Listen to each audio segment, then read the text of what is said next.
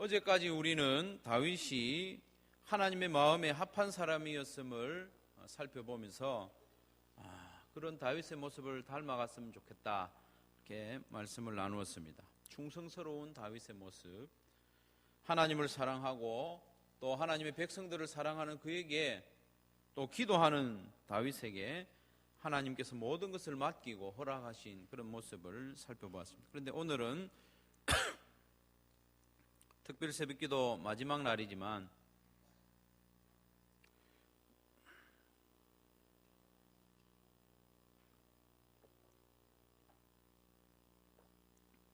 다윗의 평생에 지울 수 없는 엄청난 범죄의 사실들을 살펴봄으로써 반면교사로 삼았으면 합니다. 결론부터 말씀드리자면 그렇게 훌륭한 믿음의 거장인 다윗이 이렇게 한순간에 무너졌다면 우리 가운데 우리 자신을 신뢰하고 또 장담할 만한 사람은 아무도 없다는 그것을 이 아침에 마음에 새겼으면 좋겠습니다. 패배의식을 심으려는 것이 아니라 사단의 유혹과 범죄의 늪에 대해서 우리는 절대로 방심해서는 안 된다는 것입니다. 사실 다윗이 범죄한 사실에 대해 언급하는 것은 마음이 무거운 일입니다.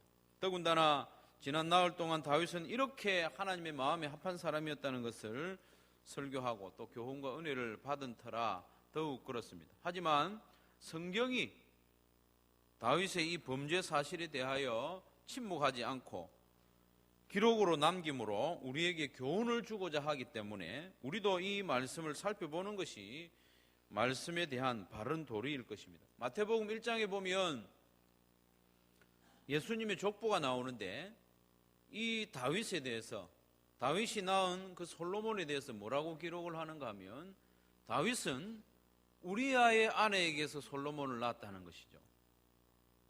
예수님의 족보에도 다윗의 큰 범죄의 사실에 대해서 숨기지 않습니다. 참 웃기는 족보 아닙니까? 다윗이 우리아의 아내에게서 솔로몬을 낳았다. 정말 이상한 족보입니다. 그렇지만 가감없이 그렇게 기록을 하고 있는 것이죠.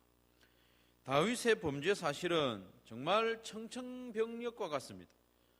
이 말씀을 읽을 때마다 어떻게 이런 일이 있을 수 있을까? 그렇게 충성스러운 장군 우리아의 아내를 범했던 것이죠. 밧세바는 우리아의 아내였을 뿐만 아니라 엘리암이라고 하는 다윗의 왕정 초기에 다윗을 그렇게도 충성스럽게 호위했던 호위무사 엘리암의 딸이라는 것입니다. 그것을 알고도 범했다는 것입니다. 다윗의 범죄는 밧세바를 범하는 것으로 끝나지 않고 밧세바가 아이를 임신했다는 소식을 듣고 우리아를 급히 불러들이지 않습니까? 우리가 다 잘 아는 내용입니다. 그리고는 우리아를 아내에게 가도록 했습니다. 8절을 말씀해 보면 발을 씻으라 이런 표현이 나오는데 아내를 만나러 가라는 그런 완곡한 표현이죠. 그런데 우리아는 너무나도 충성스러운 신하였기 때문에 아내에게 가기를 거절합니다. 우리아의 충성스러움이 11절에 고스란히 나타나고 있는데 우리아가 다윗에게 아뢰되 언약궤와 이스라엘과 유다가 야영 중에 있고 내 주 요압과 내 왕의 부하들이 바깥 들에 진치고 있거늘 내가 어찌 내 집으로 가서 먹고 마시고 내 처와 같이 자리이까? 내가 이 일을 행하지 아니하기로 왕의 살아계심과 왕의 혼의 살아계심을 두고 맹세하나이다 하니라. 다윗은 이토록 충성스러운 신하의 아내를 범하였고 그 죄를 숨기기 위해 얄팍한 권모술수를 쓰고 있는 것이죠. 정말 다윗과는 어울리지 않는 그런 모습을 보게 됩니다. 우리아가 아내에게 가지 않자 그래도 다윗은 포기하지 않고 다음 날에는 우리아에게 술을 마시게 하고 취하게 하여 아내에게 보내려고 했지만 우리아는 아내에게 가지 않았습니다. 그러자 다윗은 더욱 심각한 죄를 짓는데 살인교사죄. 요압에게 편지하기를 우리아를 맹렬한 전쟁터에 혼자 남겨두고 아군은 다 후퇴함으로 우리아를 죽이라는 것이죠. 잔인하게도 그 편지를 우리아의 손에 쥐어서 요압에게 보내는 것이죠. 어떻게 다윗이 이렇게 할 수 있습니까? 결국 우리아는 그렇게 죽었는데 다윗의 죄는 거기서 끝나지 않고 우리아의 장례식이 마치자마자 사람을 보내어 밧세바를 궁으로 데려오고 그를 아내로 삼았다. 이것은 하나님 보시기에 심각한 죄였고 또 백성들 보기에도 얼마나 민망한 일입니까? 그렇게도 존경하는 다윗 왕이 신하의 아내를 저렇게 장례식 마치자마자 빼앗아가는 그런 모습을 보여주는 27절에 보니까 그 장례를 마침에 다윗이 사람을 보내 그를 왕궁으로 데려오니 그가 그의 아내가 되어 그에게 아들을 낳으니라. 다윗이 행한 그 일이 여호와 보시기에 악하였더라. 뿐만 아니라 다윗은 자기의 죄에 대해서 너무나도 무감각해졌기 때문에 아이를 낳기까지 회개하지 않은 것이죠. 아이를 낳기까지 10달이나 걸리는데 10달 동안 하나님이 기회를 주었음에도 불구하고 그 죄에 대해서 회개하지 않는 그런 모습을 보게 됩니다. 그러면 도대체 어쩌다가 다윗이 이 지경이 되었을까요? 어쩌다가 다윗이 이 지경이 되었을까요? 근본적으로 다윗은 죄인이기 때문에 그렇습니다. 우리도 다 죄인입니다. 그리고 다윗은 자기가 가지고 있는 그런 여유 있는 시간을 잘못 보냈기 때문입니다. 방심하고 영적으로 점점 해이해졌음을 1절과 2절 말씀이 말씀해주고 있는데 그 해가 돌아와 왕들이 출전해야 할 때가 되매 다윗이 요압과 그에게 있는 그의 부하들과 온 이스라엘 군대를 보내니 그들이 암몬 자손을 멸하고 랍바를 에워쌌고 다윗은 예루살렘에 그대로 있더라. 저녁 때에 다윗이 그의 침상에서 일어나 왕궁 옥상에서 거닐다가 그곳에서 보니 한 여인이 목욕을 하는데 심히 아름다워 보였다고 했습니다. 이 암몬과의 전쟁은 사실 10장에서부터 이어지는 그런 내용입니다. 암몬 왕이 죽었을 때 문상하러 보낸 신하들을 아주 험하게 대하고 또 그 호의를 순수하게 받아들이지 않고 전쟁을 걸어오는 것처럼 오해하고 또 암몬이 도발을 했죠. 근데 오늘 이 1절과 2절 말씀을 보면 전쟁할 때가 따로 있나 이런 싶은 생각이 들지 않습니까? 전쟁은 뭐 언제든지 하지 이렇게 생각을 하지만 팔레스틴에서는 주로 전쟁하는 때가 있었습니다. 뭐 축구나 야구하는 시즌이 있는 것처럼 주로 봄에 전쟁을 했죠. 왜냐하면 겨울은 우기이기 때문에 비가 계속 내리면 전쟁하기 힘든 것이죠. 질퍽거리고.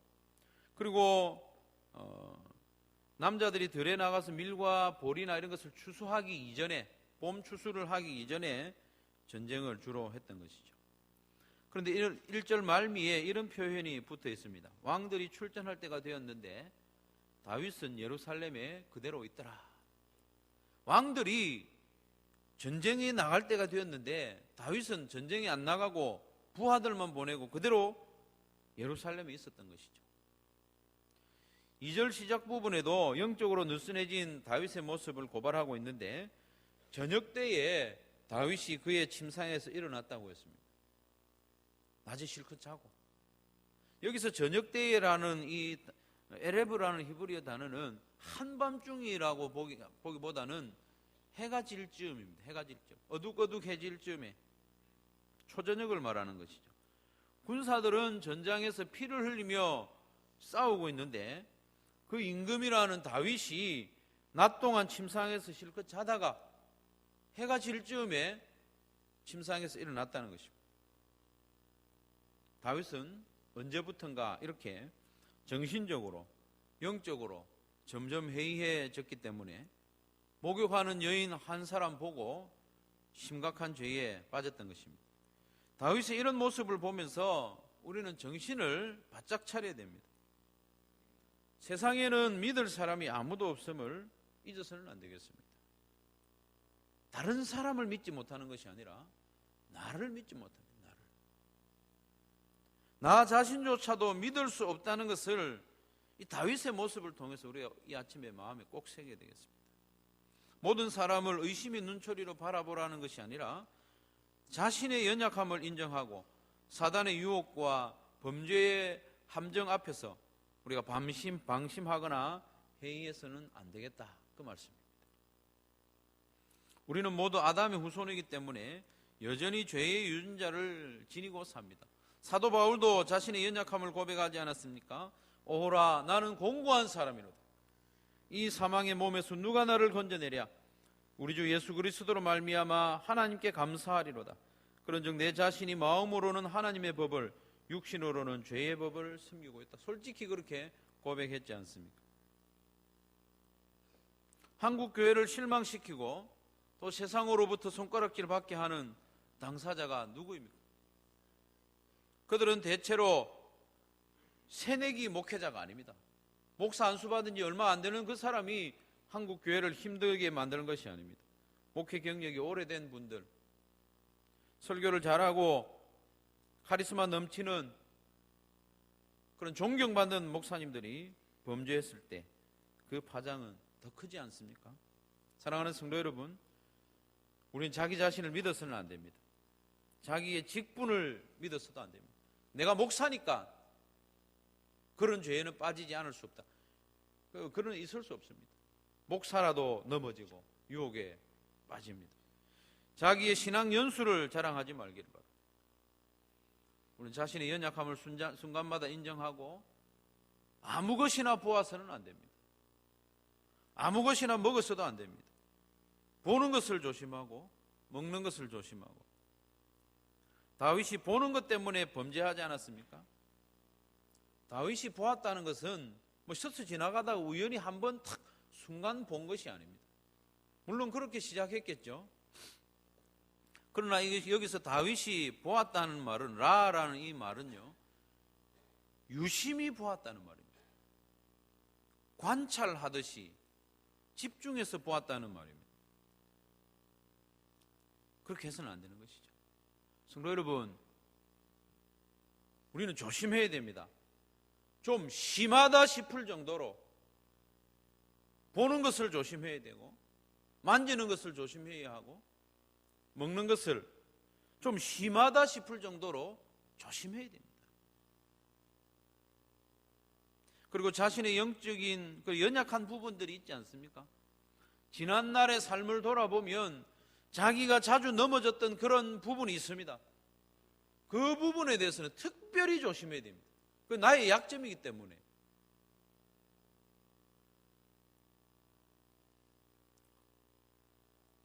참 감사한 것은 말씀을 쭉 읽어가다 보면 다윗이 하나님 앞에 진심으로 회개했을 때 하나님은 그를 용서해 주셨다는 사실이 또 감사한 일입니다.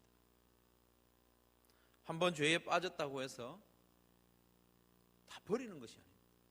회개할 때 용서해 주신 하나님 우리가 바라보고 우리 그렇게 조심조심 살아가야 하겠습니다. 자기 스스로 조심하고 깨어있으려는 몸부림, 그 몸부림이 있어야 될 뿐만 아니라 우리는 서로 돌아보아야 됩니다. 서로. 지난주에 말씀을 드린 것처럼 서로 돌아보아야 됩니다. 서로 돌아보아 사랑과 선행을 격려할 뿐만 아니라 죄의 유혹에 빠지지 않도록 돌아보고 권면해 주어야 합니다. 주위의 지체들이 죄에 빠질 이상한 조짐이 보이면 너의 인생 너가 사는 것이니까 간섭 안 하고 그렇게 지나가야 될 것이 아니라 못 본 채 할 것이 아니라 주의를 주어야 됩니다. 주의를. 경계하고 경책해 줘야 됩니다. 그리고 기도해 줘야 됩니다. 주기도문 가운데 내가 시험에 들지 않도록 기도하는 것이 아닙니다. 우리가 시험에 들지 않도록, 우리가 악에 빠지지 않도록 그렇게 기도하라고 주님께서 우리에게 가르쳐 주시지 않았습니까? 사랑하는 성도 여러분, 우리는 지난 한 주간 동안 다윗의 아름다운 모습과 또 죄악에 빠진 추한 모습을 모두 살펴보고 있습니다. 우리는 다윗이 하나님의 마음에 합한 사람이었던 그 이유와 모습에 대해서는 힘을 다해서 우리가 본받으려고 애를 써야 되지 않겠습니까? 작은 일에 충성하는 그 모습, 나도 본받기를 원하고 하나님을 사랑해서 그 거인 골리앗 앞에 뛰쳐나가는 다윗의 그 아름다운 모습, 자기도 사울의 칼에 쫓기는 입장에 있지만 곤란을 당한 그 백성들을 사랑해서 달려가는 그 사랑의 모습 우리도 본받아야 할 것이고, 기도하는 그 다윗의 모습 본받아야 되겠지만, 오늘 말씀과 같이 심각한 범죄에 빠지는 이런 모습들은 우리가 경계하고 또 죄의 늪에 빠지지 않도록 조심조심하며 살아가야 하겠습니다. 그런 삶에 대한 여러 가지 일이 있겠지만 한 가지 비결을 알려드리면, 매일 새벽을 깨우는 일입니다. 매일 새벽을 깨우는 일. 하루를 시작할 때 말씀 앞에 서고, 하루를 시작할 때 하나님 앞에 기도함으로 나아가고, 이런 매일매일의 삶이 우리에게 거듭된다면 우리가 영적으로 좀 해이해지다가도 바로 서게 되고 그렇게 살아갈 수가 있는 것입니다. 물론 이 시대의 사회적 구조가 새벽 기도하는 것이 대단히 어려운 일입니다. 농경사회 때와는 다릅니다. 농경사회 때는 일찍 자죠. 그렇기 때문에 아침 일찍 일어나는 것이 쉬운 일은 아닙니다. 그러나 요즘은 일찍 자지 않는 밤의 문화가 너무나도 만연한 시대이기 때문에, 밤늦게까지 할 일이 많기 때문에 새벽에 일어나는 것이 대단히 어려운 일이지만, 그럴수록 우리가 결단을 하고 새벽을 깨우는 그런 삶을 살아갈 때 하나님의 은혜가 더 크게 임할 줄로 믿습니다. 그래서 점점 하나님의 마음에 합한 자로 성숙해 가시되, 저와 여러분에게는 이런 돈이나 성적인 문제로 성도들에게, 교회에게 청천벽력과 같은 소식이 들려지지 않기를 바랍니다. 우리는 다 연약합니다. 저를 비롯해서 모든 성도들이 연약한 존재라는 것을, 나는 그런 일 없다, 자신 있게 말할 사람이 아무도 없습니다. 아무도 없습니다. 그러니 자신의 연약함을 하나님 앞에 인정하고 하나님 도와주시도록 깨어 살아가는 저와 여러분의 삶이 되기를 주님의 이름으로 축원합니다.